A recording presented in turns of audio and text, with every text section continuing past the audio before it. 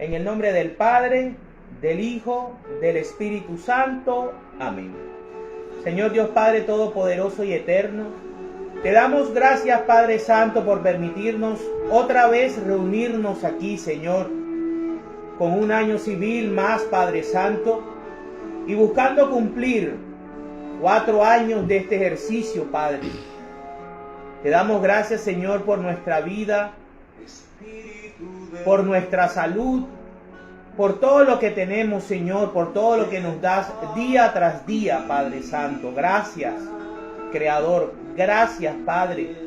Gracias, Señor Jesucristo, por la gracia, por la salvación, por los sacramentos, por la iglesia, por nuestra familia, Señor Jesús, por todo aquello que tú instituiste, que en tu infinito amor nos dejaste, Señor. Gracias también, Todopoderoso, por nuestros sacerdotes, por el Papa Francisco, por la fe y la veneración de nuestra Madre Santa, la Virgen María. Bendito y alabado seas también, Espíritu Santo. Hoy te pedimos que nos ilumines. Hoy te pedimos que nos bendigas, que nos guíes. Que lo que hoy reflexionemos, lo que hoy meditemos sea producto de tu guía.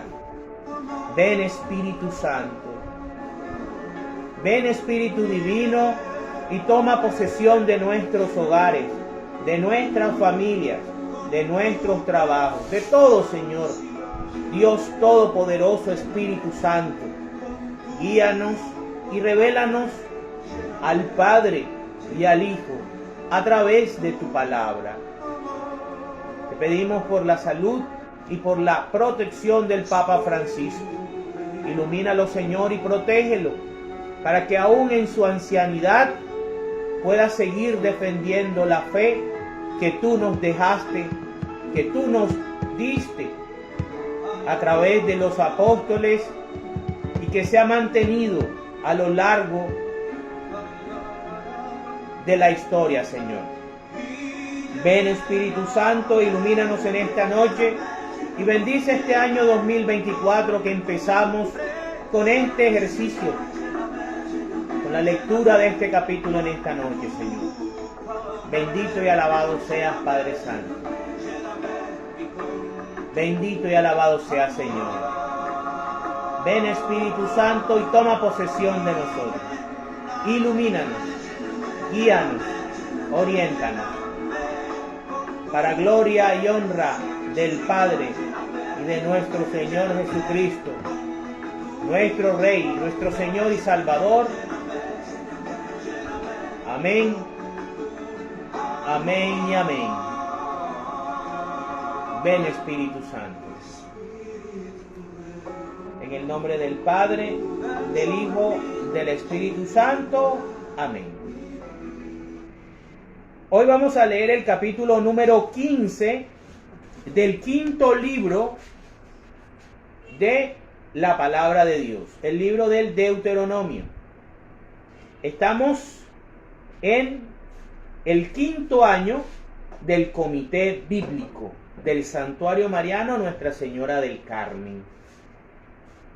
Comenzamos en marzo del 2020, cuando todavía la pandemia no había sido declarada en Colombia, y continuamos de manera virtual y nos hemos quedado de manera virtual.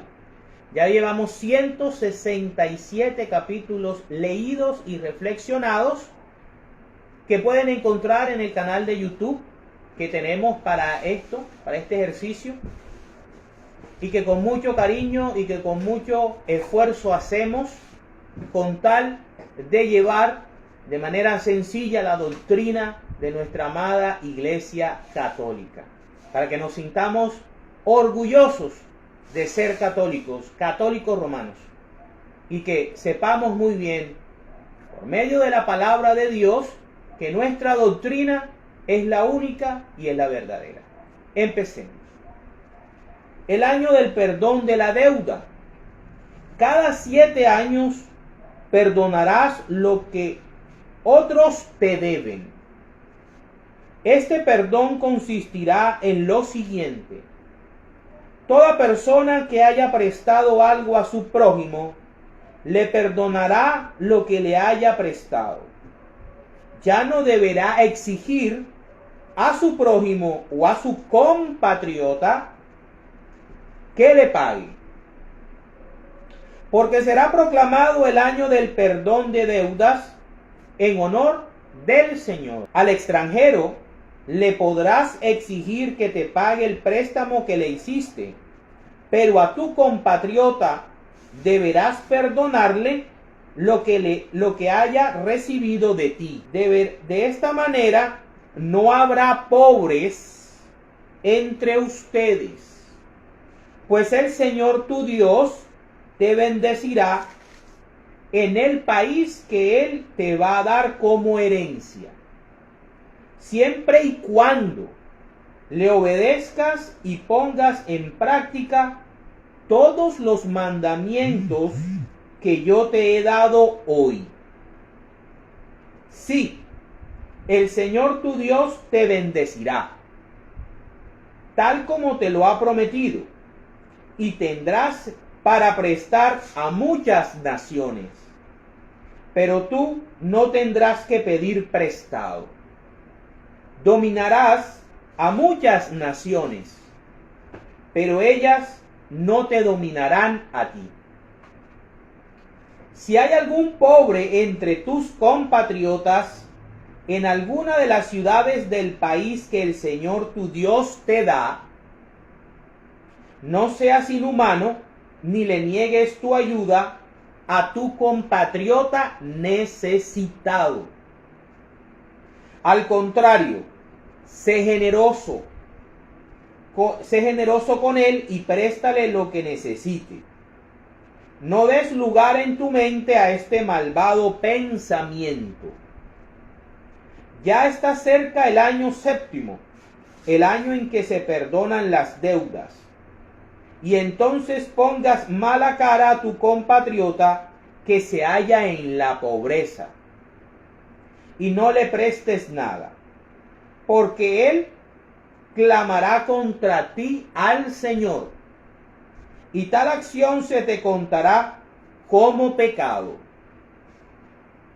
Debes ayudarlo siempre y sin que te pese, porque por esta acción el Señor tu Dios te bendecirá en todo lo que hagas y emprendas. Nunca dejará de haber necesitados en la tierra. Y por eso yo te mando que seas generoso con aquellos compatriotas tuyos que sufran pobreza y miseria en tu país. Leyes sobre los esclavos. Si alguno de tus compatriotas hebreos, sea hombre o mujer, se vende a ti como esclavo, solo te servirá 6 años. Al 7º año lo dejarás en libertad. Y cuando lo despidas, no lo dejarás ir con las manos vacías, o sea, lo liquidarás, sino que le darás animales de tu rebaño y mucho trigo y vino. Es decir, compartirás con él los bienes que el Señor tu Dios te haya dado. No olvides que también tú fuiste esclavo en Egipto y que el Señor tu Dios te dio libertad. Por eso, ahora te doy esa orden. Pero si tu esclavo dice que no quiere dejarte porque siente cariño por ti y por tu familia y porque lo tratas bien, entonces tomarás un punzón y arrimándolo a la puerta de tu casa, le atravesarás la oreja. De esa manera será esclavo tuyo para siempre. Lo mismo harás si se trata de tu esclava. No no te parezca mal dejar en libertad a tus esclavos, pues durante 6 años te han servido por la mitad de lo que le habrías pagado a un jornalero. Además, el Señor tu Dios te bendecirá en todo lo que hagas. Consagración de los primeros animales machos. Todo primer macho que nazca de tus vacas o de tus ovejas, deberás consagrarlo al Señor tu Dios. No hagas trabajar al primer ternerito de tus vacas, ni esquiles al primer corderito de tus ovejas.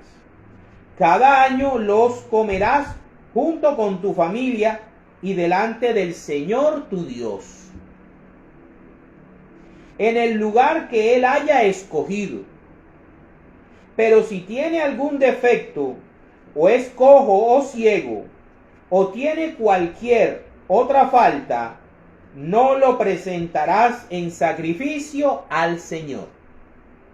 Lo comerás en la ciudad donde vivas, y todos podrán comer de él, estén o no estén ritualmente puros, como cuando se come la carne de gacela o de ciervo, pero no debes comer su sangre, sino derramarla en la tierra como agua.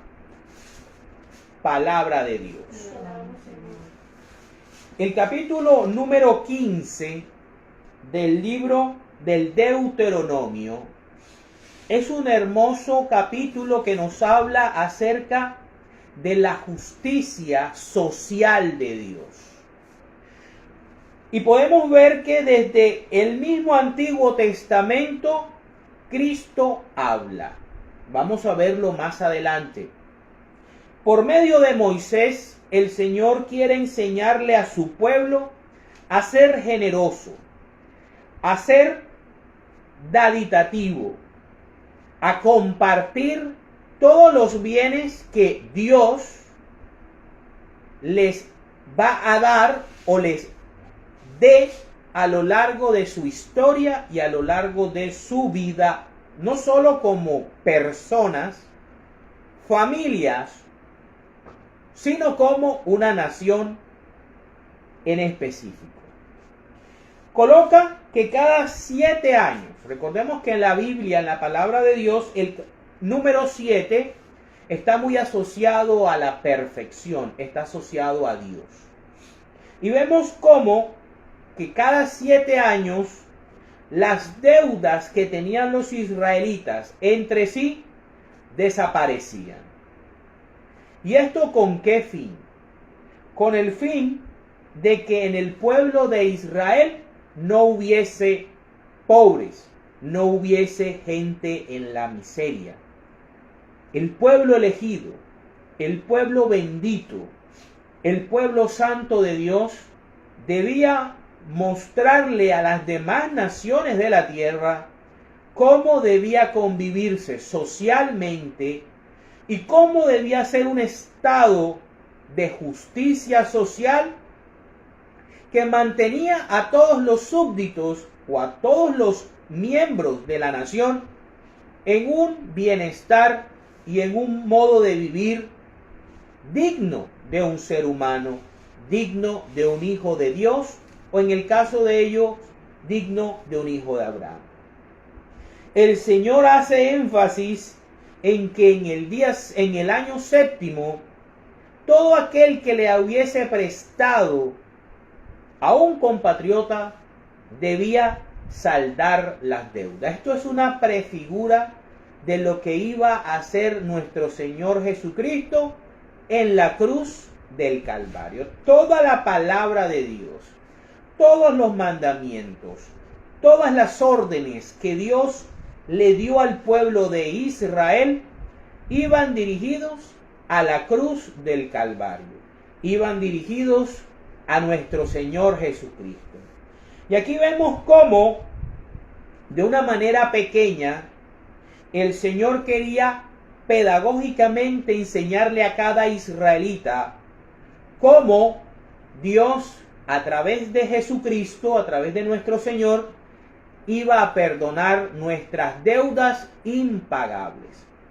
Porque antes de Jesús, antes de la cruz del Calvario, todos los seres humanos, judíos y gentiles, por igual, teníamos una gran deuda impagable con nuestro Creador, con nuestro Señor, con el Padre Celestial. Y solo en la persona de Jesús podemos encontrar el pago justo de esa enorme deuda, que es el pecado, que es la condenación eterna.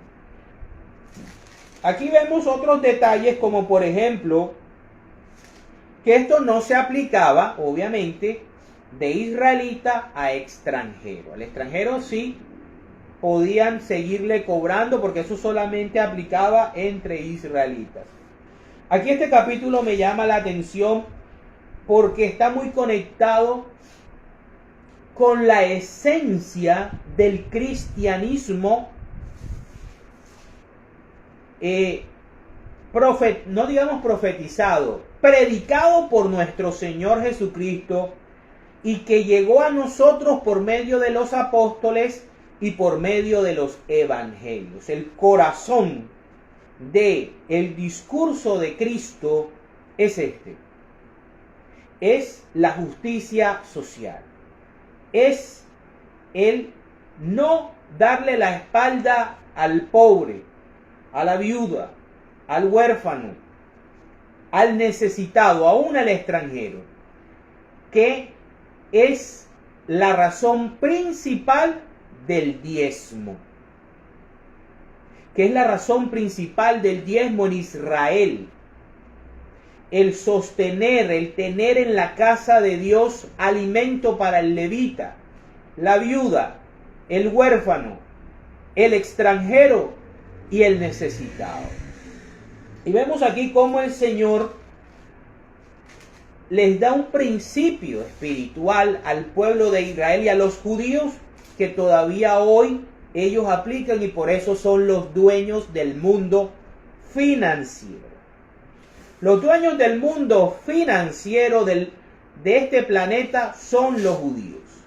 Los grandes señores de las empresas más poderosas de este mundo, quienes gobiernan el país más rico y poderoso del mundo, son judíos. Sí, señores, son ellos. Aquí el Señor les dice que si ellos son generosos, que si ellos comparten sus bienes, que si ellos ayudan al que lo necesita, Él los va a bendecir. Dios aquí nos enseña un principio de riqueza. Si mantienes la mano abierta para que fluya el dinero vendrá a ti, tú lo disfrutarás y por medio de ti también lo disfrutarán otros. Un principio de riqueza financiera. Qué hermoso, porque este capítulo nos llama la atención acerca de no ser egoístas, de no ser tacaños, de no ser indiferentes ante la necesidad real. Aquí no se habla del vivo, del flojo, del mantenido, del que quiere sacarle provecho a los otros. No. Aquí el Señor habla acerca de alguien que realmente tiene necesidades y que su hermano compatriota, en el capítulo 15 nos habla específicamente entre israelitas. Pero este mismo principio que nos enseña nuestro Señor Jesucristo debe ser aplicado en la iglesia. Debe ser aplicado por los cristianos católicos. Esta es la razón de ser católico. Esta es la razón de ser cristiano. Esta es la razón de ser creyente.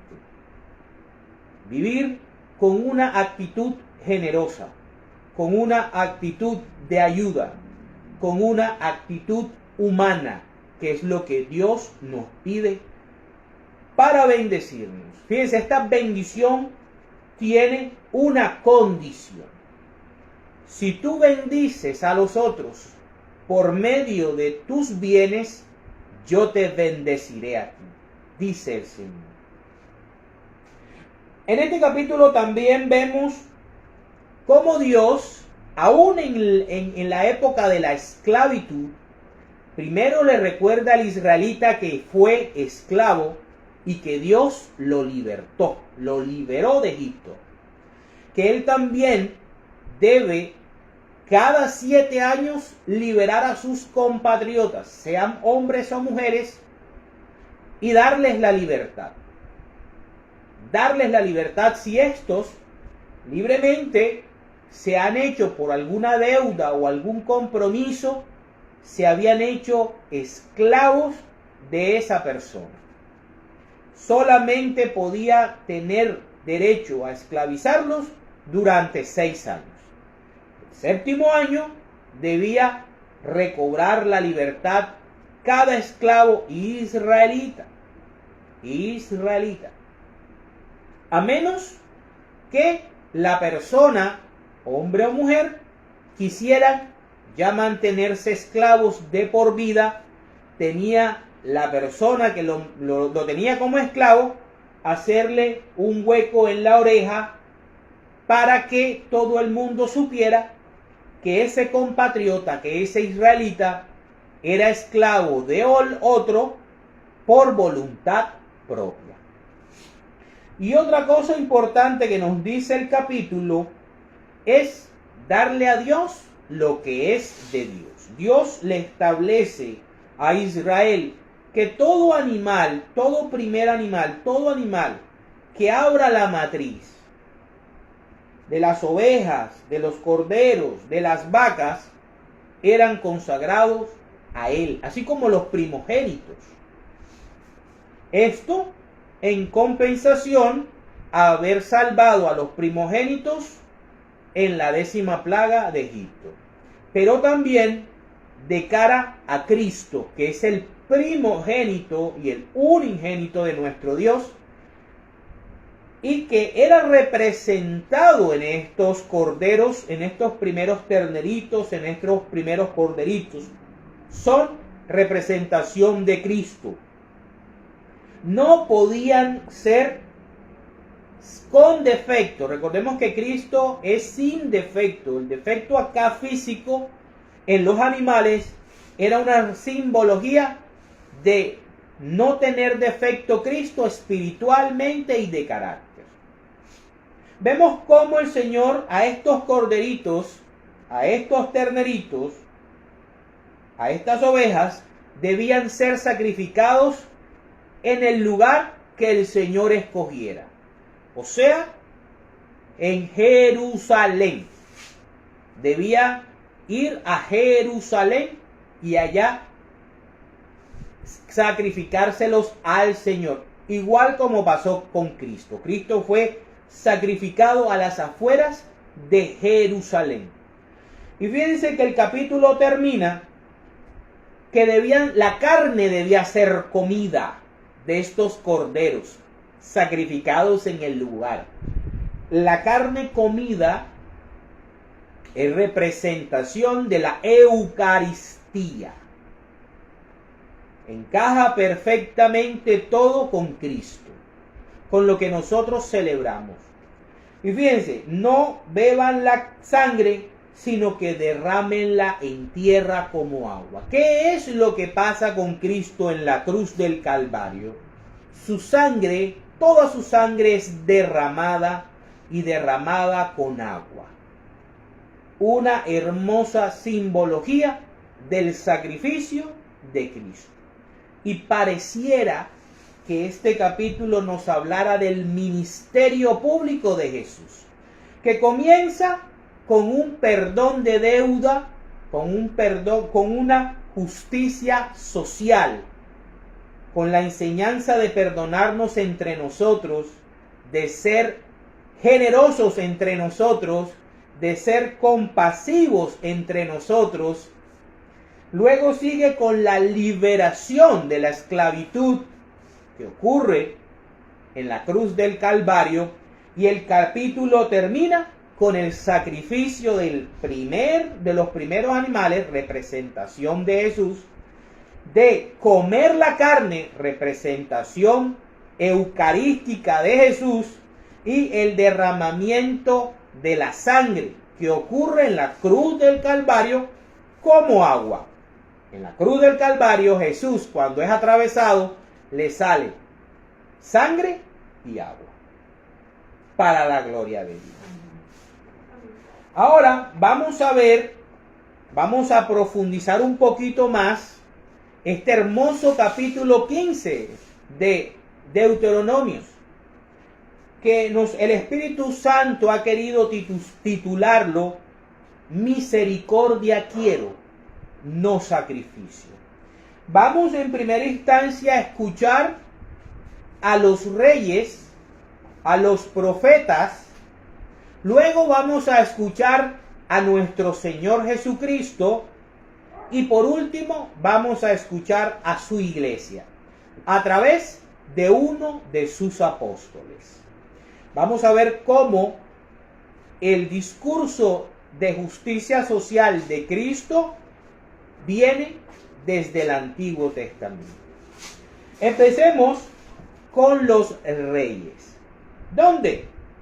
Empecemos con un salmo, el Salmo 112, versículos del 1 al 10. Recordemos que los salmos en su mayoría fueron escritos por el rey David y por el rey Salomón. La dicha del hombre honrado.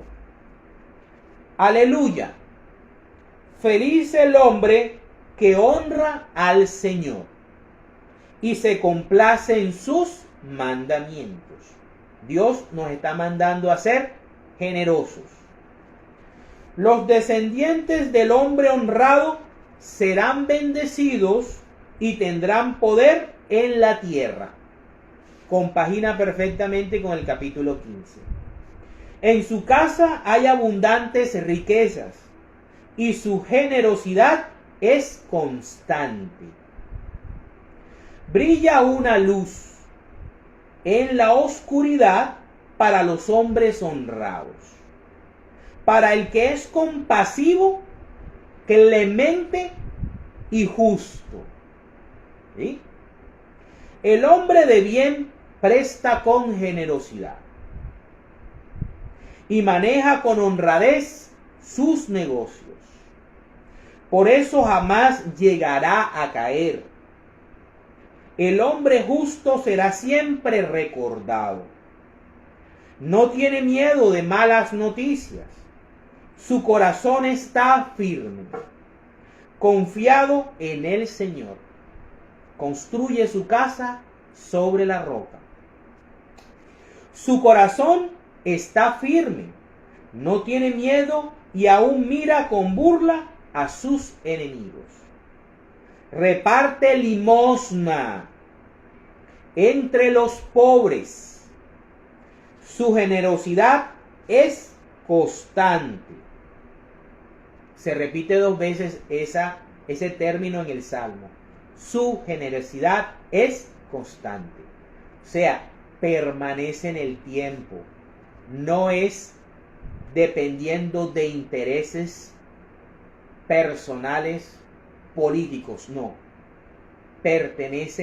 Su generosidad permanece constante. Levanta la frente con honor. El malvado se enfurece al verlo. En su impotencia rechina los dientes. La ambición de los malvados fracasará. Salmo 112. Nos habla acerca del carácter que debe tener un cristiano y una cristiana. Su generosidad debe ser constante. ¿Con quién es la necesidad? ¿Con quién es la generosidad? Con el pobre, con el necesitado, con la viuda, con el huérfano, con quien realmente es pobre. No es pagando diezmos a un pastor para que se compre una camioneta nueva o se compre una mansión o un avión privado. Y fíjense que aquí maneja limosna. ¿Y a quién va dirigido? A los pobres. No se compra el cielo con diezmos. Vamos ahora a escuchar a un profeta, Job. Vámonos al libro de Job, capítulo 31, versículos del 16 al 28. Dice: nunca dejé de socorrer al pobre en su necesidad, ni permití que las viudas pasaran hambre. Nunca comí yo solo mi bocado sin compartirlo con el huérfano. Siempre traté al huérfano como un padre. Siempre fui protector de las viudas. Cuando yo veía que alguien moría por falta de ropa o que un pobre no tenía con qué cubrirse, con la lana de mis propias ovejas le daba calor. Y él me quedaba agradecido. Jamás amenacé a un huérfano, valiéndome de mi influencia con los jueces. Y si esto no es verdad, que los brazos se me rompan, que se me recaigan los hombros. Yo temía el castigo de Dios. No habría podido resistir su majestad. Jamás el oro ha sido para mí la base de mi confianza y seguridad.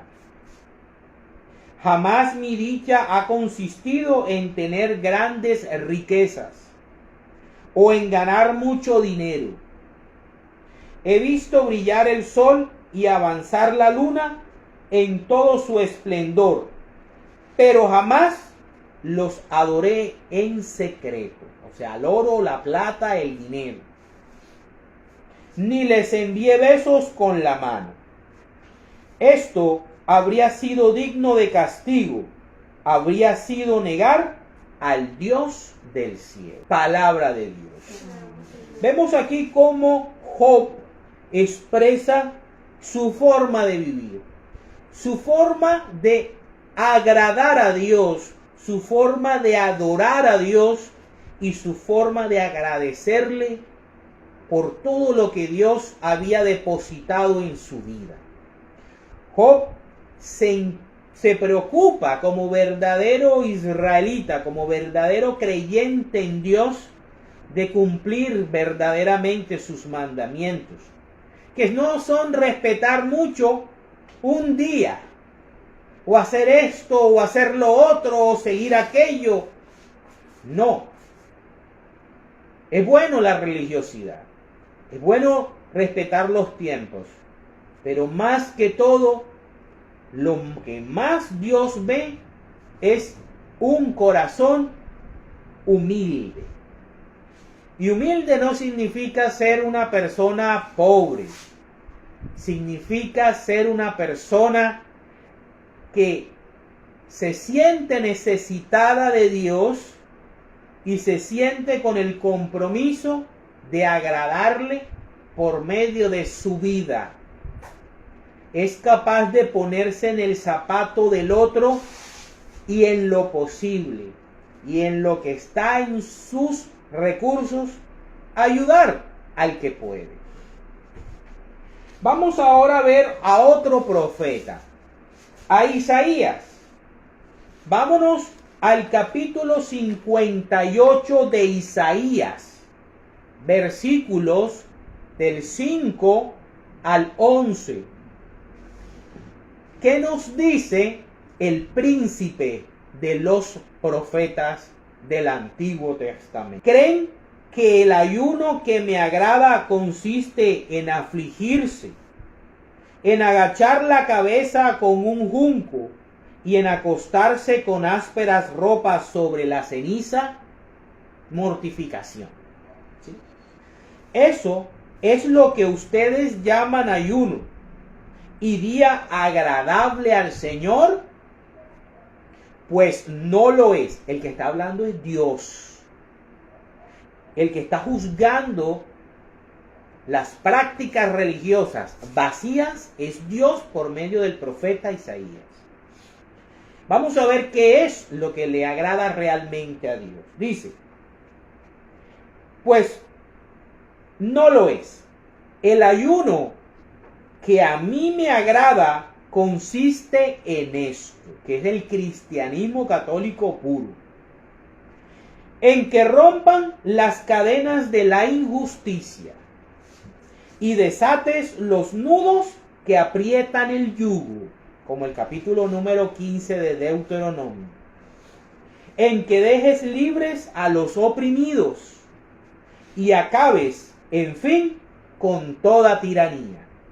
¿Qué hace la Iglesia Católica en el mundo?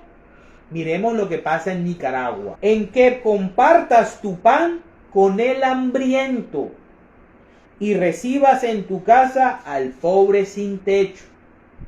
En que vistas al que no tiene ropa y no dejes de socorrer a tus semejantes. Veremos más adelante porque esto es clave. Entonces brillará tu luz como el amanecer y tus heridas sanarán muy pronto. O sea, un principio de la sanación es la generosidad. Tu rectitud irá delante de ti y mi gloria te seguirá.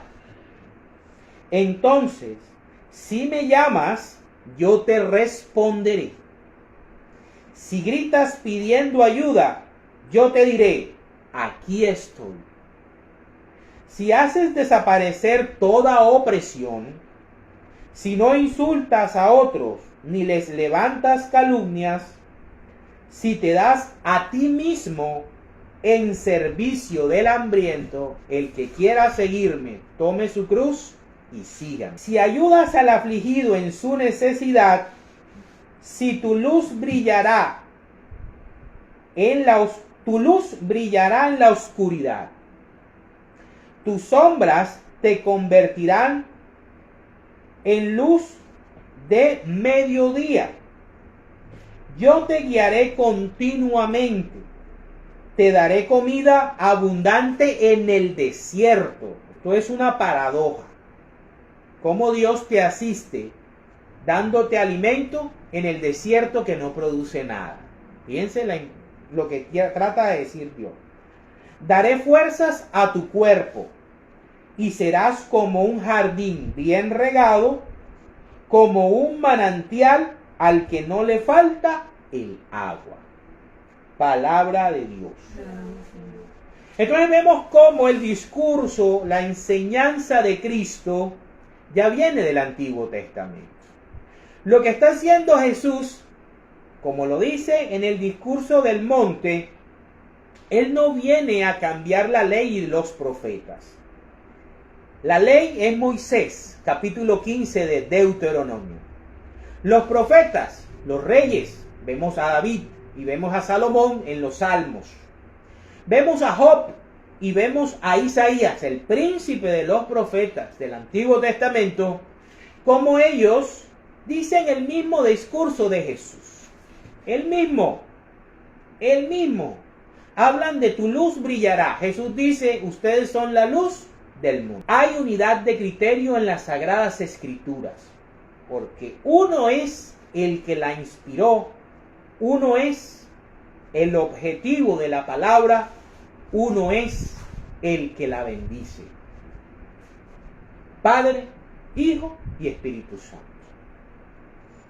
Aquí vemos cómo Dios cuestiona la religiosidad vacía, vana, que solo busca el reconocimiento público, pero que para Dios no significa nada. Y Él habla, y Él dice lo que realmente le agrada. Está escrito. Vamos a oír ahora al Maestro de maestros, al Rey de reyes, al Señor de señores,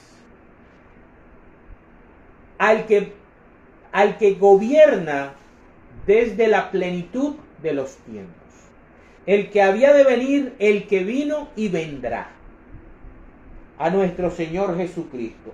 Vámonos a Mateo capítulo 6, versículos primero del 1 al 4. Miremos cómo Dios, que está compuesto por Padre, Hijo y Espíritu Santo, hablan lo mismo. Dice el Señor en Mateo 6, del 1 al 4, no hagan sus buenas obras delante de la gente, solo para que los demás los vean.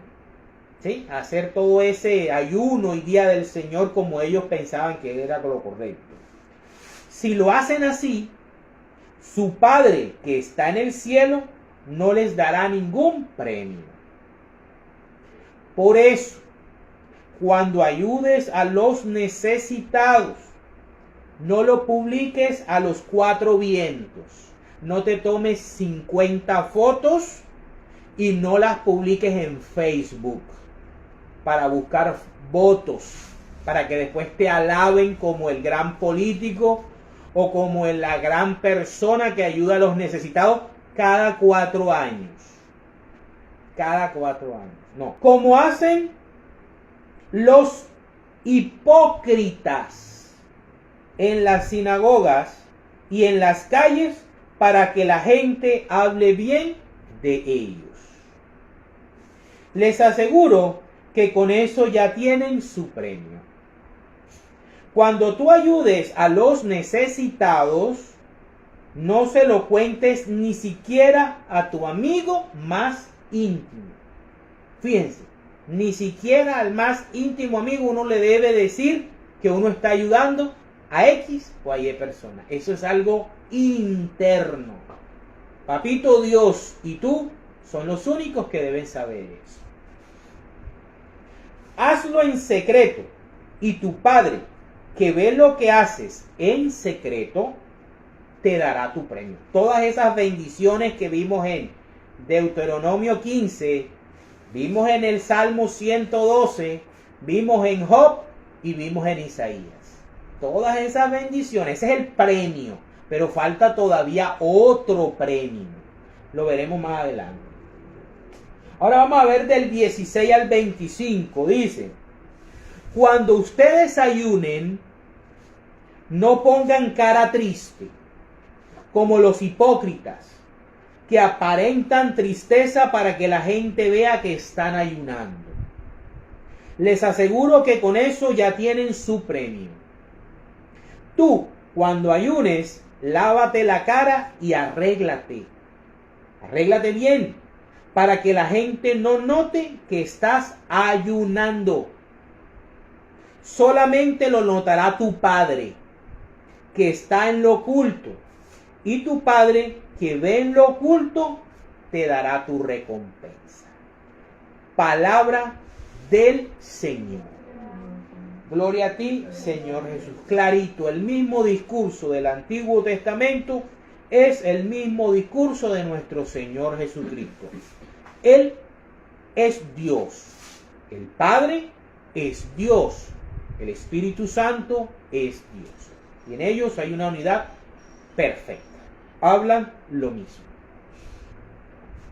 Vamos ahora a ver por qué es importante ser generoso y clave y no pagar diezmos. Los diezmos no te salvan. Con pensar que pagarle el diezmo al pastor o a la pastora ya tienes el cielo ganado, estás equivocado. Vamos a ver qué es lo que realmente nos lleva al cielo. Vámonos a Mateo capítulo 25, versículos del 31 al 46. Es palabra de Cristo. Ni siquiera es un invento de los papas, ni de los cónclaves, ni de las ni de los concilios, ni nada de eso, ni de visiones de cualquier aparecido, no. es palabra de Cristo. Dice, el juicio de las naciones. Cuando el Hijo del Hombre venga, rodeado de esplendor y de todos sus ángeles, se sentará en su trono glorioso. La gente de todas las naciones, no solo de Israel, de todas las naciones, se reunirá delante de él. Y él separará unos de otros, como el pastor separa las ovejas de las cabras. Pondrá las ovejas a su derecha y las cabras a su izquierda. Y dirá el rey a los que estén a su derecha: vengan ustedes, los que han sido bendecidos por mi Padre.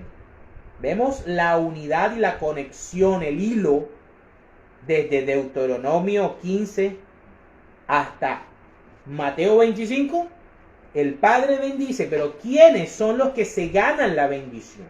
Recordemos que en Deuteronomio 15 la bendición tiene una condición. Miremos qué pasa con aquellos que cumplen esa condición. Dice: reciban el reino que está preparado para ustedes desde que Dios hizo el mundo. Pues tuve hambre y ustedes me dieron de comer. Tuve sed y me dieron de beber. Anduve como forastero y me dieron alojamiento. Estuve sin ropa y ustedes me la dieron. Estuve enfermo y me visitaron. Los agentes extraordinarios, ¿verdad? Estuve en la cárcel y vinieron a verme. Entonces los justos preguntarán: Señor, ¿cuándo te vimos con hambre y te dimos de comer? ¿O cuándo te vimos con sed y te dimos de beber? ¿O cuándo te vimos como forastero y te dimos alojamiento? ¿O sin ropa y te la dimos? ¿O cuándo te vimos enfermo o en la cárcel y fuimos a verte? El rey les contestará: les aseguro que todo lo que hicieron por uno de estos hermanos míos más humildes, por mí mismo lo hicieron. Luego, el rey dirá a los que estén a su izquierda: apártense de mí, los que merecieron la condenación, y váyanse al fuego eterno preparado para el diablo y sus ángeles. El infierno sí existe. Cristo no miente. Yo no le tengo que creer a otro que me venga a interpretar o me venga a inventar otra cosa. El infierno sí existe. Por eso Cristo vino y murió por nosotros, para evitarnos el infierno. ¿Sí? Y aquí lo está diciendo claramente: váyanse al fuego eterno preparado para el diablo y sus ángeles. Pues tuve hambre y ustedes no me dieron de comer. Tuve sed y no me dieron de beber. Anduve como forastero y no me dieron alojamiento. Sin ropa y no me la dieron. Estuve enfermo y en la cárcel y no me vinieron a visitar. Entonces ellos le preguntarán: Señor, ¿cuándo te vimos con hambre o con sed, o forastero, o falto de ropa, o enfermo, o en la cárcel, y no te ayudamos? El rey le contestará: les aseguro que todo lo que no hicieron por una de estas personas más humildes, tampoco por mí lo hicieron. Esos irán al castigo eterno y los justos a la vida eterna. Palabra del Señor. Gloria a ti, Señor Jesús. Eso es el catolicismo. Eso debe ser la doctrina principal de la Iglesia Católica. El don de servicio. El don de servicio en todas sus dimensiones. El don de servicio en todos sus aspectos. Aquí el Señor nos indica la clave el día del juicio. Qué tan generoso, qué tan compasivo, qué tan humano, qué tan servicial fui mientras viví en la tierra. Aquí no te va a preguntar el Señor cuántos diezmos puntuales diste. ¿Qué día de reposo cumpliste? Si creíste en la Trinidad o no. Si respetaste al Papa o no. Si te congregabas o no. Todo eso tiene que llevarte a que seas una persona generosa. Tú como católico tienes que amar y respetar lo que define a tu iglesia. Pero tu iglesia tiene que dejar huella en ti.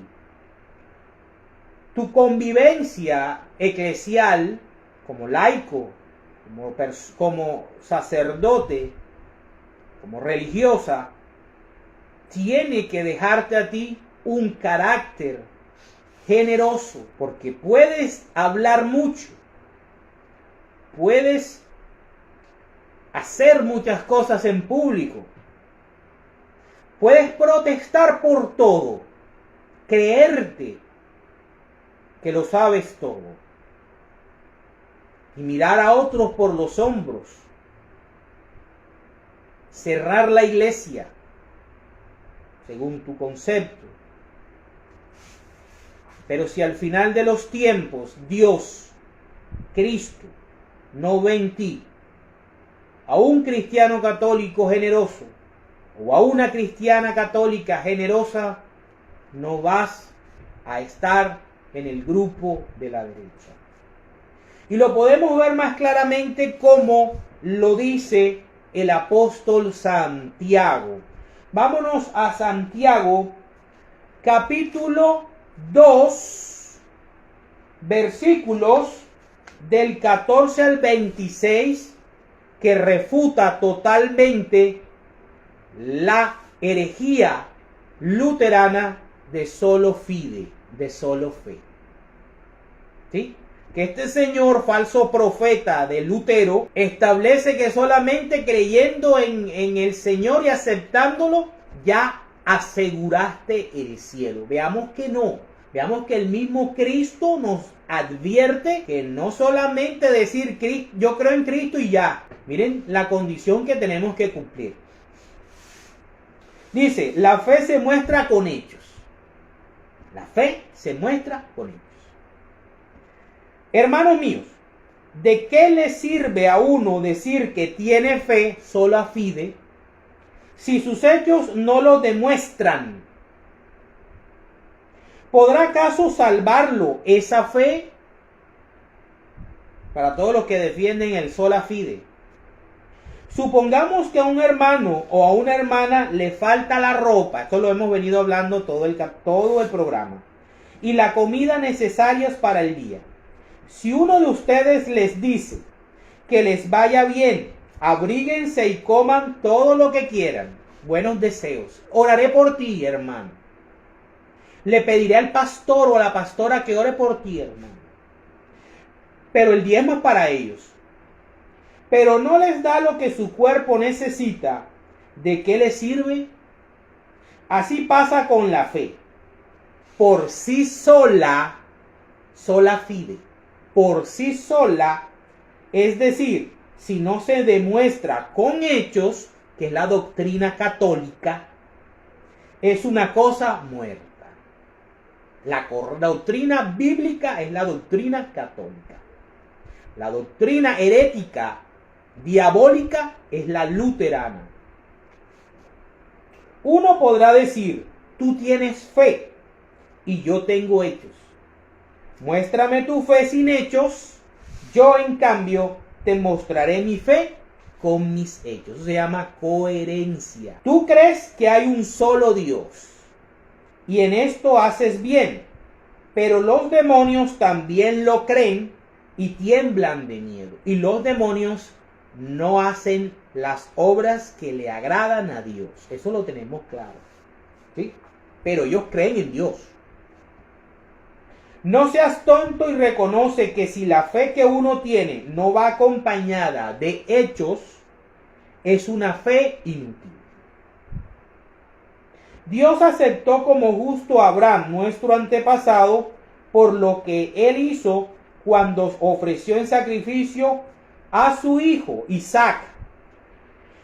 Y puedes ver que en el caso de Abraham su fe se demostró con hechos y que por sus hechos llegó a ser perfecta su fe. Así se cumplió la escritura que dice: Abraham creyó a Dios y por eso Dios lo aceptó como justo. Y Abraham fue llamado amigo de Dios. Ya ven ustedes pues que Dios declara justo al hombre también por sus hechos. No por cumplir la ley de Moisés. No por cumplir la ley de Moisés. Sino por dejarse llevar por la fe y por el deseo del Espíritu Santo de que obre en cada uno de nuestros actos. Lo mismo pasó con Rahabat, la prostituta. Dios la aceptó como justa por sus hechos, porque dio alojamiento a los mensajeros y los ayudó a salir por otro camino.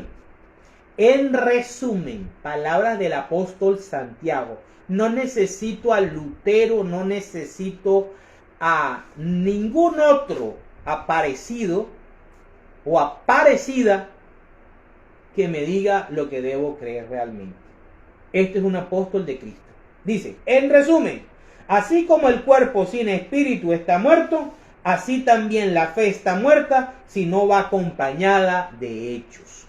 Palabra de Dios. En el nombre del Padre, del Hijo, del Espíritu Santo. Amén.